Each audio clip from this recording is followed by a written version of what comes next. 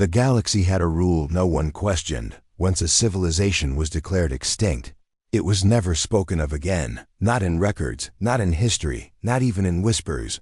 Earth was one of those civilizations. Marked it as dead, a failed species, a forgotten world. Its star system was labeled silent. No signals, no movement, no life, and for 10,000 years that silence never changed. Until today, deep inside a massive listening station drifting between stars, an alien operator froze. Her name was Lyris, and she had spent her entire life listening to dead space. Most days were the same: static, noise. A sound broke through the silence, not random noise, not cosmic interference.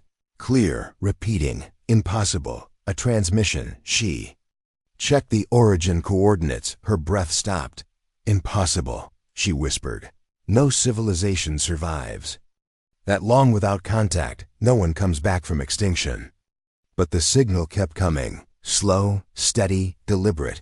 It wasn't random. It wasn't broken. It was intentional. Lyris activated the emergency relay, her voice shaking. Unidentified signal detected from restricted system. Within seconds, the silent station came alive. Lights flashed, alarms echoed through metallic halls. Supervisors rushed in, their expressions turning from confusion to fear. "Repeat the coordinates," one of them demanded. Lyris swallowed. Origin confirmed. Sol system. Third planet, Earth. The room went completely silent. "System is classified extinct," he said quietly. "I know," Lyris replied. "But the signal is real. Play it." She hesitated for a moment, then pressed the command. The speakers came alive. A strange sound filled the room. Not alien, not unknown. Simple, rhythmic almost. Human, a pattern of pulses repeating again and again. The translation system struggled, trying to decode meaning from the ancient frequency. The message slowly, word by word. The entire room leaned forward, waiting, and then it appeared. "If anyone can hear this, we are still alive." No one moved, no one spoke, because every being in that room understood one thing. This was not just a signal. The message echoed again through the chamber. "If anyone can hear this, we are still alive." No one in the room moved. No one even breathed loudly, because this was not just impossible, it was dangerous. The senior officer turned slowly toward Lyris. "Run a deep scan," he said, his voice low. Lyris nodded quickly. Her fingers moving fast across the console, she expanded the signal range, scanning every layer of space around the Sol system.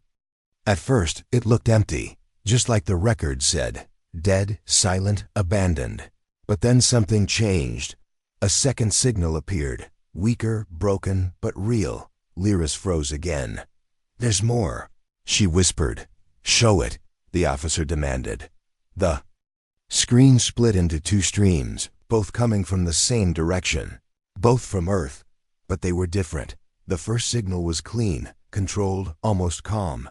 The second one was chaotic. Distorted sounds, sudden bursts, fragments of noise, like something was trying to speak, but couldn't, or something was being stopped. The room grew tense.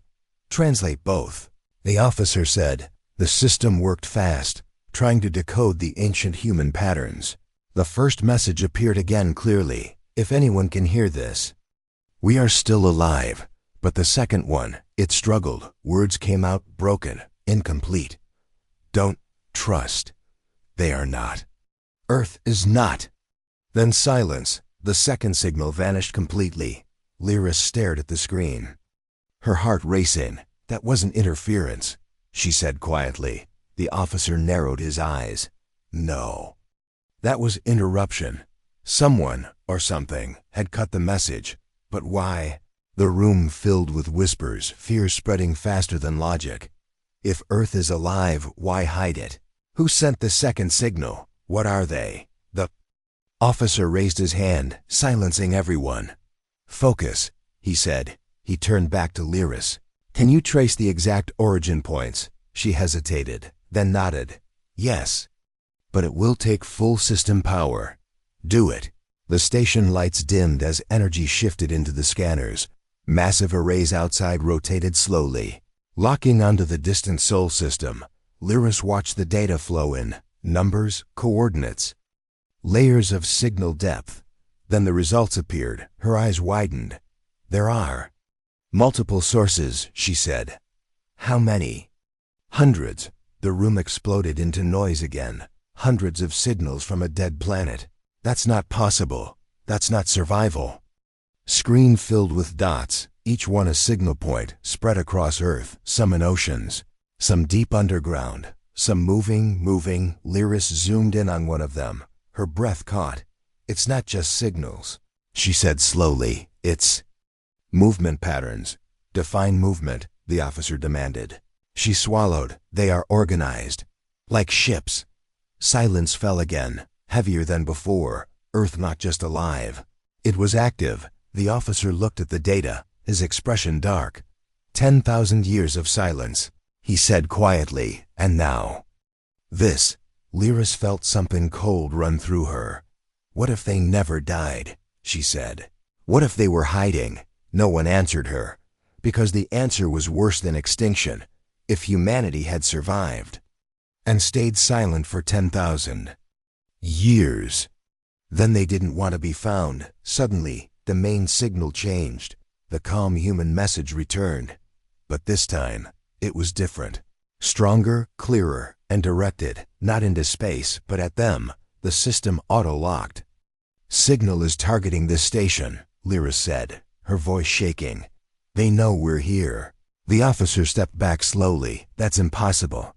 But it wasn't. The speakers activated again. A new message began to form. Not broken, not weak, perfect. And this time, it was not a call for help. The translation completed instantly. And every being in the room felt fear for the first time. You were not supposed to hear this. The lights flickered. Systems glitched for a moment. Then another line appeared. Now. It's too late. Far across the galaxy, on a planet that was declared dead. Something had just noticed them, and it was no longer hiding. The words stayed on the screen. Now it's too late. No one in the station moved. Even the air felt heavy. Lyris could hear her own heartbeat, fast and uneven. Her hands hovered over the controls. But she did not touch anything, because something had changed. This was no longer a signal drifting through space. This was contact. The senior officer spoke slowly. Shut down external transmission channels. Now Lyris reacted instantly, cutting outgoing signals, blocking standard communication lines. But the system responded with an error. Command denied, she said, her voice tight. The officer stepped closer. Override it. I'm trying. Her fingers moved faster, forcing manual control. But every command returned the same result. Access restricted. The room grew tense again. That's not possible, someone whispered. This is a council station, another said. No external system can take control, but something already had. The main screen flickered. The star map disappeared, replaced by a single symbol unknown. Sharp lines forming a shape no one recognized. It pulsed slowly, like it was alive. Lyris leaned back, fear rising inside her. That's not from our database, she said. Then where is it from? The officer asked quietly. No one answered, because deep down, they already knew. Earth. The speakers activated again, but this time, there was no static, no delay, just a voice, clear, calm, human. Listening station Theta 9. The voice said. Every being in the room froze. It knew their station name. It knew exactly where they were. The officer stepped forward, trying to stay in control. Identify yourself, he demanded. There was a brief pause. Then the voice replied, You identified us first. Lyris felt a chill. That answer was wrong. They didn't discover Earth. They rediscovered it, which meant, You've been listening, she said quietly. The voice did not deny it. For a long time, it replied. How long? The officer asked. Another pause. Then the answer came, simple and heavy. Since before you learned how to listen. The room fell into silence again. That meant one thing. Humanity had not just survived, it had advanced, far beyond what the galaxy expected. Why hide? the officer asked. If you are alive, why remain silent for 10,000 years? This time, the voice changed slightly, not emotional, but colder. We're not hiding, Lyris frowned. Then what were you doing? She asked. The answer came instantly. Watching. Watching them. The officer's voice hardened. For what purpose? The response came. To decide. Decide what? There was a longer pause now, as if the voice was choosing its next words carefully. Whether you were a threat. No one spoke after that. Because now the situation had changed completely. This was not first contact, this was evaluation. And they had just been noticed. Lyris looked back at the signal data, her mind racing. Hundreds of signals, moving patterns, organized structures, ships, if those were ships. Then where were they going? Her eyes widened suddenly. She pulled up a wider scan, pushing the system beyond safe limits. New data appeared, faint signals. Outside the Sol system, dozens of them. Then more, hundreds, spreading, moving through space. Her voice dropped to a whisper. They're already out here. The room erupted again. Panic breaking through control. That's impossible. No one detected them. No fleet can move unseen. But the data did not lie. The voice returned, calm as ever. You did not detect us, it said. Because you were never meant to. The officer stepped forward. Anger rising now. You are inside a galactic council network, he said. This is an act of war. There was a pause. Then something unexpected happened. The voice almost laughed, not loudly, not mockingly, but like it had heard something very small. War, it repeated. You still think this is about war? The lights dimmed again. The unknown symbol on the screen expanded slowly, breaking into smaller patterns like a map of the galaxy. Points of light appeared, hundreds of them, then thousands. Each one marked, each one connected. Lyris stared in horror. That's every major system, she said. The officer's voice dropped. What have you done? The human voice answered. Calm and final. We finished watching. A pause. Then the last line came, and it changed everything. The words echoed in every mind. Now we begin. And for the first time in thousands of cycles, the galactic listening station felt small. Lyris stared at the galaxy map on the screen. Thousands of glowing points connected by thin lines. It was not random. It was structured, like a network. Her voice shook slightly. That's not an attack formation, she said. The officer looked at her. Then what is it? She hesitated, trying to understand what she was seeing. It's positioning. Positioning for what? Before she could answer, the map changed again. Several points began to move, slow at first, then faster lines extended across star systems, connecting distant parts of the galaxy in seconds, impossible distances. Crossed instantly, someone whispered behind them. That's not travel. That's jumping. Not warp, not hyperspace, something else, something faster. The human voice returned, calm as ever. You built your civilizations on distance. It said, on the idea that space protects you. The officer's jaw tightened. State your intention, he demanded. The answer came without delay. We are removing that illusion. Lyris felt cold fear rise inside her. Removing distance meant removing safety. No borders, no warning time. Nothing to stop whatever came next. She looked back at the data, focusing on one moving point.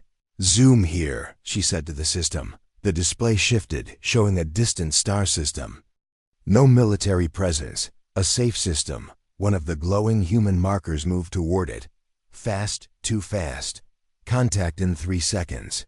Lyris said quietly. Prepare to record, the officer ordered. Everyone leaned forward, watching, waiting the moment the marker reached the system. Everything changed. The star system vanished, not exploded, not destroyed, just gone, replaced by empty space. No debris, no radiation, no signal, nothing. Lyris's breath caught. That's not possible, she whispered. The sensors confirmed it. The system was no longer there. It had been erased. The room fell into absolute Silence, then chaos followed. That was a populated system. Billions of lives. What kind of weapon does that? The officer turned back to the screen slowly, his voice barely controlled. What did you do? The human voice answered, We did not destroy it. Lyris looked up, confused. Then where is it? She asked. A small pause came, then the reply, We moved it. The room went quiet again. Moved. An entire star system, stars, planets, billions of lives, relocated like it was nothing. Where? The officer demanded. The answer was simple, safe distance. That made no sense. If it was safe, why not communicate? Why not warn them unless... Lyris's eyes widened again. This isn't an attack, she said slowly.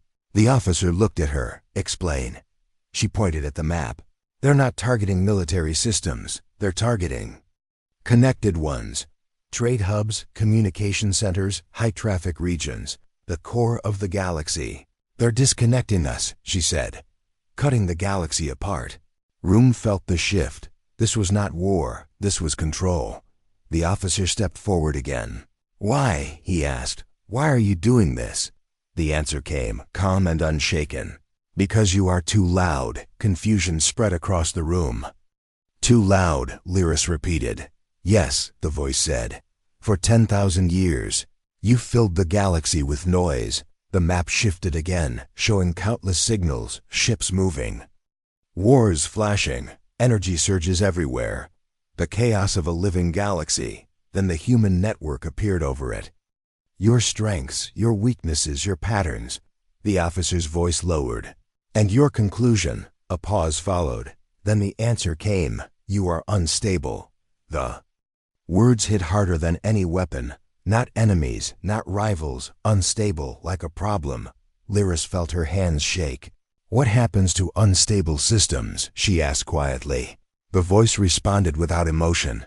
They are isolated. The map zoomed out. Again, more systems disappearing, more connections breaking. The galaxy was being divided piece by piece. Not destroyed, contained.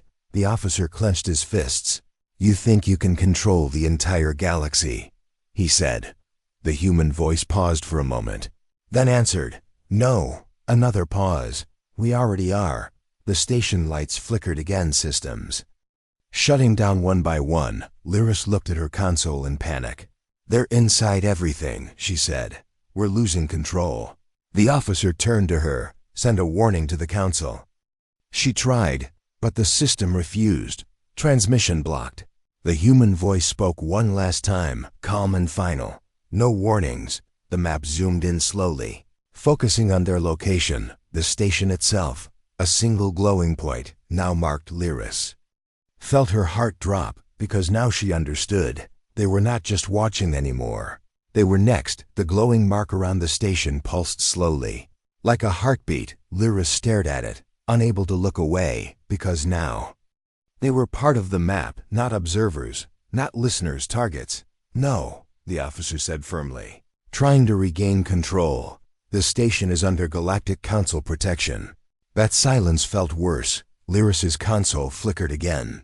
Streams of data opening without her command. Unknown codes, unknown structures. She said, How long until full control is lost? The officer asked. She scanned quickly, her fingers shaking. Less than 3 minutes. Panic spread instantly. Shut everything down, someone shouted. Disconnect power cores. Another said, It won't work, Lyris replied. They're not using our systems. They're replacing them. That was impossible, and yet it was already happening.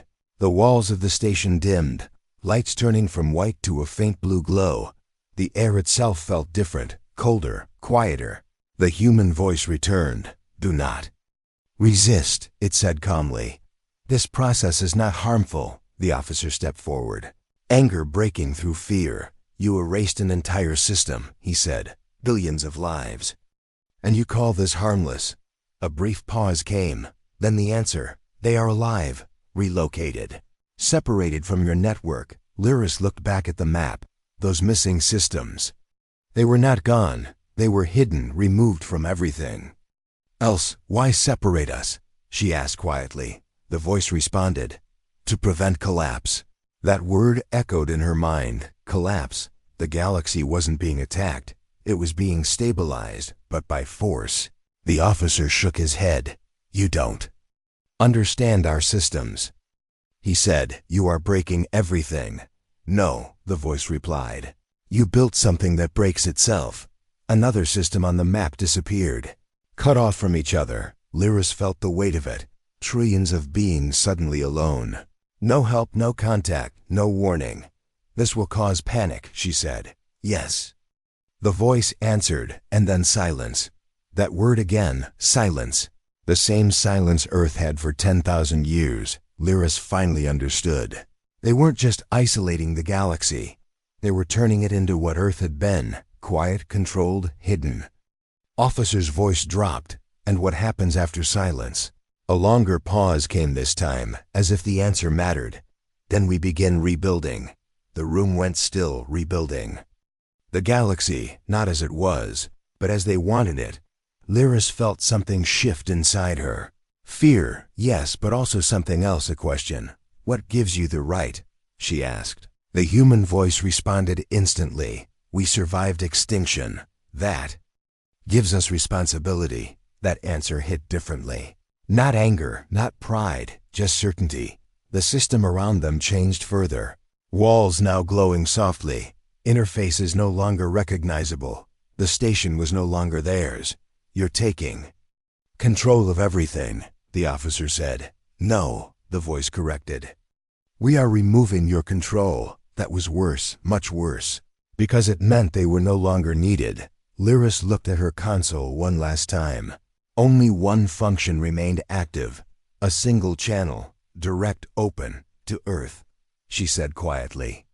Officer turned to her. What is it? A communication line, she replied. They left it open. Why? Before she could answer, the human voice spoke again. For your decision. The room froze. Decision. What decision? The officer demanded. The reply came, calm and clear. Remain as you are. Or join the silence. Lyris felt her heart race. Join. Meaning what? She asked. The answer came slowly. You will be relocated. Disconnected from the unstable network. Given time to stabilize. Isolation, like the other systems, cut off from everything. The officer stepped forward again, and if we refuse, the silence returned. Heavy, uncomfortable. Then finally, you will remain. That sounded like a choice, but it wasn't. Because remaining meant something worse. Lyris looked back at the map. The few systems still connected, still active, still loud. They were not being protected. They were being watched. And maybe judged. Her voice dropped to a whisper. This isn't just control, she said. It's selection. The human voice did not deny it. Time is limited, it said. Choose. The station lights dimmed further, the mark around them pulsing. Faster now, like a countdown, for the first time in 10,000 years. Humanity had returned, not to fight, not to conquer, but to decide who would remain. And who would disappear into silence. Choose, the human voice repeated calmly. The word echoed through the station. Choice. But it did not feel like one. We do not submit, he said. We are part of the Galactic Council. Because they had all seen the map, seen entire systems vanish without a trace, seen control taken without effort. Lyris did not speak. She did. Her breath caught. This isn't random, she said. The officer looked at her. Explain. She said, only the ones that create instability. Wars, heavy expansion zones, conflict hubs. The officer frowned. That's most of the galaxy. Yes, Lyris replied quietly. That's the point. The human voice confirmed it. Unstable growth leads to collapse. We are preventing that outcome. The officer's tone hardened. You're controlling evolution. No, the voice said. We are correcting it. The difference in those words sent a chill through the room. Correcting meant they believed they were right, completely right. Lyris looked again at the systems that remained untouched, small colonies. Noise. No answer came, because the silence itself was the answer. The station shook slightly, a deep vibration moving through the structure. What was that? Someone shouted. Lyris checked the external sensors. Her face went pale. "There's something outside," she said. The main screen shifted automatically, showing the void around the station at first. Nothing. Then it appeared, not a ship, not a fleet. Massive, silent, watching. Lyris felt her chest tighten. "That's not technology we understand," she whispered. The human voice spoke again. "Observation unit deployed." The officer stepped forward, his voice rising. "You're bringing your forces here." "Correction," the voice replied. "We are already here." The shape outside pulsed once, and the station systems dropped further. Only essential functions remained. The channel to Earth still open, still waiting. "Time is ending," the voice said. "Make your decision." The officer turned back to Lyris. "We hold our position," he said. "We do not abandon the network." The galaxy she knew was already gone. "This isn't about holding position," she said quietly. "It's about surviving what comes next." The officer shook his head. Survival without freedom is not survival. The two stood in silence for a moment. Both right, both wrong. The human voice interrupted again. "Clarification," it said. "Isolation is temporary. Remaining connected is permanent." The officer frowned. "Explain." A pause followed. Then the answer came.